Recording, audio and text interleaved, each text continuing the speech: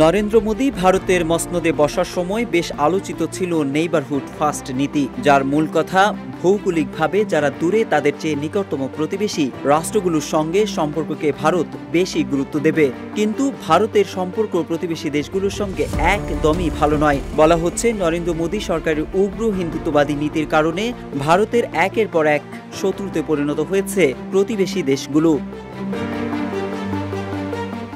প্রতিবেশী দেশগুলোর মধ্যে শ্রীলঙ্কা, নেপাল, মালদ্বীপের সঙ্গে মোদী সরকার তথা ভারতের সম্পর্ক তেমন একটা সুখকর নয়। এরই মধ্যে বাংলাদেশে 5 আগস্ট ছাত্র জনতার অভ্যুত্থানে শেখ হাসিনার পতন ও ভারতের আশ্রয়দান সব মিলিয়ে সাম্প্রতিক সময়ে চরম বৈরী সম্পর্ক যাচ্ছে বাংলাদেশের সঙ্গে। তবে এ নিয়ে ঘরে বাইরে ব্যাপক সমালোচনার মুখে পড়েছে মোদী সরকার।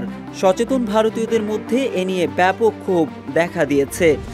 Double million offer Walton fridge কিনে পেতে পারেন 20 লক্ষ টাকা, রয়েছে কোটি কোটি টাকার নিশ্চিত উপহার। জনগণের চোখে না দেখে আওয়ামী লীগের চোখে বাংলাদেশকে দেখেছিল ভারত। বাংলাদেশের একটি জাতীয় দৈনিক জানায়, পর্যবেক্ষকরা বলছেন পৃথিবীতে একমাত্র রাষ্ট্র ভারত যার সঙ্গে কোনো প্রতিবেশী সম্পর্ক ভালো নেই। প্রতিবেশী দেশে নগ্ন হস্তক্ষেপ, অসম্মান ইত্যাদির কারণে একে একে সকল প্রতিবেশীকে খেপিয়ে তুলেছে দেশটি। ফলে সবাই মুখ ফিরিয়ে নিয়েছে ভারত থেকে। বিশ্বায়নের যুগে দিল্লিকে পাশ কাটিয়ে যুক্ত হয়েছে নতুন বলয়ে। দিন শেষে এতে ক্ষতি হচ্ছে ভারতেরই। মোদীর নেতৃত্বে ভারত সরকার শুধু বাংলাদেশে নয়, বেশিরভাগ প্রতিবেশী দেশের ক্ষেত্রে এমন অবস্থানে রয়েছে। আর এর কারণে অনেক সময় দুর্ভাগ্যজনক পরিণতি ডেকে এনেছে বলে মনে করছেন সমালোচকরা। পাশাপাশি নরেন্দ্র মোদীর দল বিজেপির উগ্র হিন্দুত্ববাদী আচরণ ও হিন্দু রাষ্ট্র কায়েমের এজেন্ডা ভারতকে বন্ধুহীন করার ক্ষেত্রে বড় ভূমিকা রেখেছে বলেও মন্তব্য সমালোচকদের।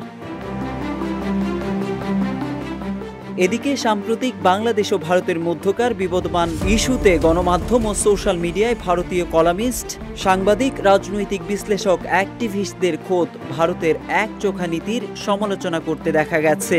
সিনিয়র সাংবাদিক ও দ্য হিন্দুর কূটনৈতিক সম্পাদক সুহাসিনী হায়দার বলেন, নিজের প্রতিবেশীদের সঙ্গে সম্পর্কের বিষয়টা ভারতের পক্ষে কখনোই সহজ ছিল না। গত 10 বছরে সরকার নেইবারহুড ফার্স্টের কথা বলেছে ঠিকই, কিন্তু তা নিয়ে কোনো পদক্ষেপ নেয়নি। সম্প্রতি কলকাতা টিভির এক প্রতিবেদনে বলা হয়, বাংলাদেশ সৃষ্টি হওয়ার পরে বাংলাদেশের সঙ্গে ভারতের সম্পর্ক ছিল সামাজিক, আত্মিক ও সাংস্কৃতিক। পাকিস্তান আর চীন বাদ দিলে তাদের সব প্রতিবেশী দেশের সঙ্গে ভালো সম্পর্ক ছিল। প্রতিটা প্রতিবেশী দেশের সঙ্গে এই মুহূর্তে সম্পর্ক খুবই খারাপ বলেও বলা হয় প্রতিবেদনে।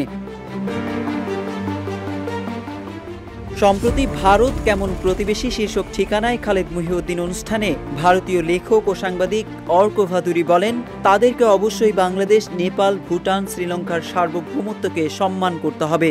আওয়ামী লীগের লেন্সে বাংলাদেশকে দেখা তাদের জন্য যে সুবিধাজনক হবে না এটা নিঃসন্দেহে বলা যায়। বাংলাদেশে সম্প্রতি একটি গণ অভ্যুত্থান হয়েছে, রেজিম চেঞ্জ হয়েছে। এই বাস্তবতা তাদের মেনে নিতে হবে। এ সময় শেখ হাসিনাকে ভারতের জন্য গলার কাটা বলেও মন্তব্য করেন অর্ক ভাদুরী।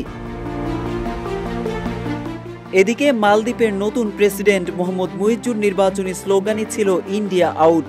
আবার নরেন্দ্র মোদী নিজে তার প্রথম সফর 2014 সালে নেপালে, পরে 2015 সালে বাংলাদেশ ও শ্রীলঙ্কায়, কিন্তু তখনকার মোদীকে দেওয়া উষ্ণ অভ্যর্থনা ও বন্ধুত্বপূর্ণ সম্পর্ক টিকিয়ে রাখতে পারেনি ভারত। উন্নতির কোনো লক্ষণ দেখা যায়নি পাকিস্তানের সঙ্গে সম্পর্কের ক্ষেত্রেও।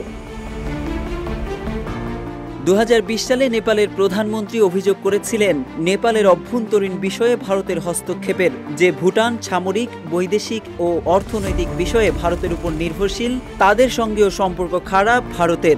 আফগানিস্তান ও মিয়ানমারে যে দুটি সরকার এখন ক্ষমতায় তাদের সঙ্গেও ভারতের সম্পর্ক ভালো, একথা বলা চলে না। তালেবানের সঙ্গে ভারতের পূর্ণ কূটনৈতিক সম্পর্কই স্থাপিত হয়নি এখনো।